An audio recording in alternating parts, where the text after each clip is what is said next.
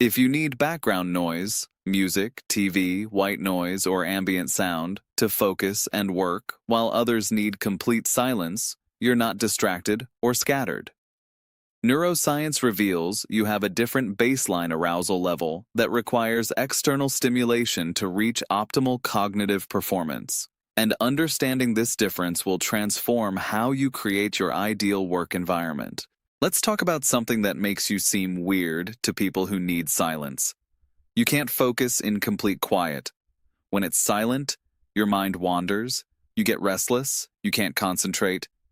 But when there's background noise, music playing, TV on in the background, coffee shop chatter, white noise humming, suddenly you can focus. You're productive, concentrated, in the zone.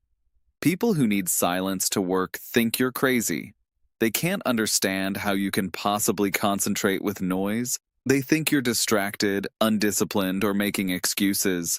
But here's what psychology and neuroscience reveal. You're not distracted by background noise. You're optimized by it. Your brain has a different baseline arousal level than people who need silence, and external stimulation brings you to the sweet spot where your cognitive performance peaks.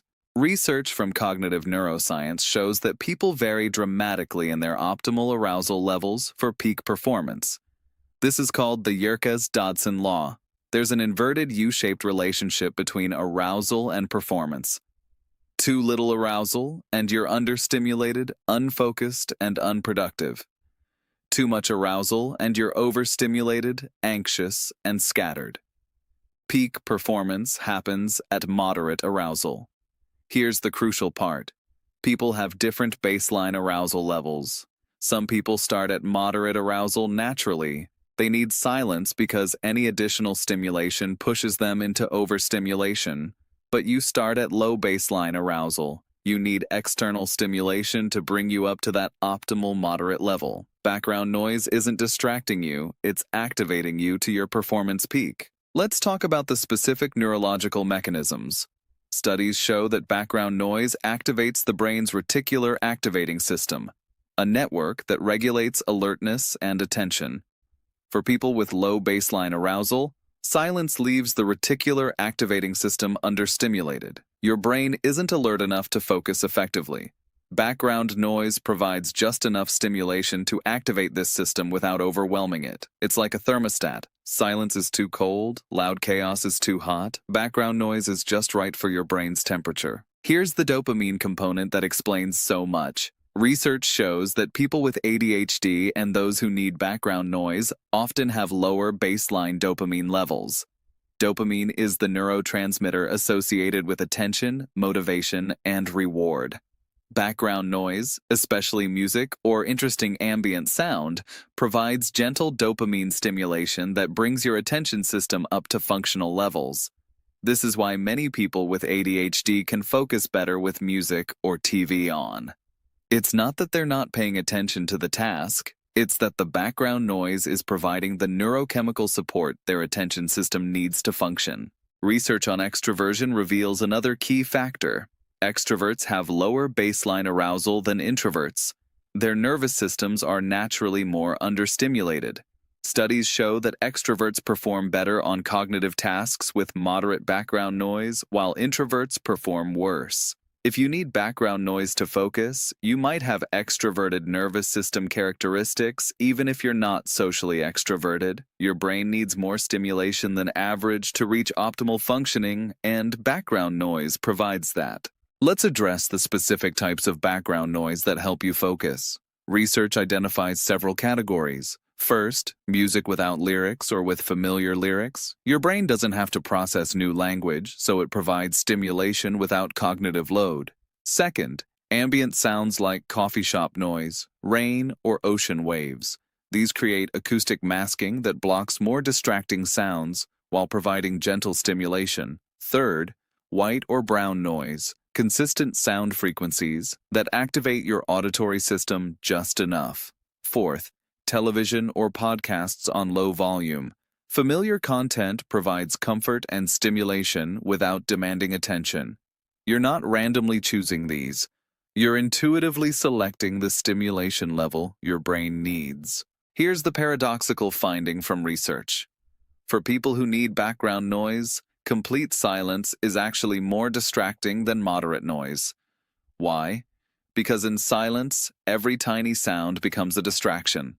The clock ticking, someone coughing 3 rooms away, your own breathing, your brain, seeking stimulation, latches onto these minimal sounds and amplifies them.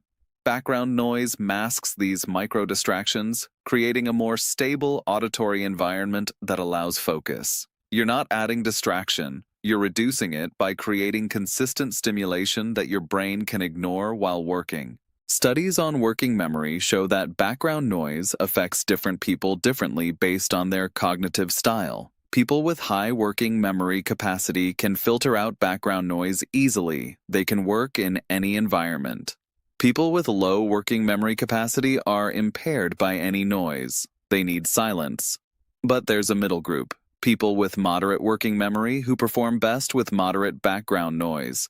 If you're in this category, background noise actually improves your cognitive performance by providing optimal arousal without overwhelming your filtering capacity. Let's talk about the creativity connection. Research shows that moderate ambient noise, around 70 decibels, about the level of a coffee shop, enhances creative thinking for many people. The theory is that moderate noise creates a slight challenge for information processing that encourages abstract thinking and creative connections.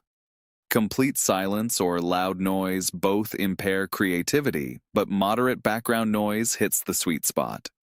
If you're a creative worker who thrives in coffee shops, you're not being pretentious. You're optimizing your cognitive environment for creative output. Here's the childhood development piece. If you grew up in a busy household with lots of noise, siblings, TV always on, active family environment, your brain may have learned to focus in noise because that was the only option.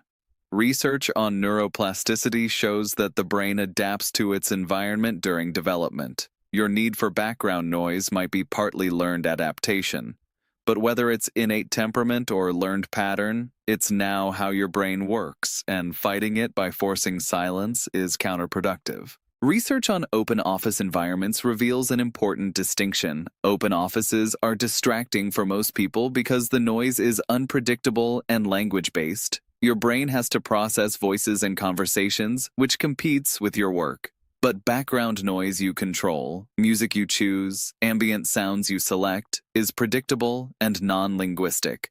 Your brain can habituate to it and use it as arousal regulation without it interfering with language-based work. The key is control and predictability, not just noise versus silence. Let's address the guilt you probably feel. You think you should be able to focus in silence like normal people. You worry that needing background noise means you're undisciplined or easily distracted. But research doesn't support this. Needing background noise is a neurological preference, not a character flaw. Studies show that people who understand their optimal arousal needs and create environments accordingly are more productive than people who force themselves into suboptimal conditions because of what they think they should need. Here's the practical reality. Modern knowledge work offers flexibility in where and how you work. If you know you focus best with background noise, you can create that environment. Work in coffee shops. Use noise-canceling headphones with music or ambient sounds. Have TV or podcasts playing while you work at home. The people who judge you for this are likely people who have different neurological needs. They need silence, so they assume everyone should. But neuroscience shows tremendous individual variation. There's no one optimal environment. There's only what's optimal for your specific brain. Research on productivity shows that environmental optimization matters more than most people realize. Studies comparing workers in self-selected optimal environments versus forced standard environments show significant productivity differences. If background noise is your optimal environment, working in that environment can improve your output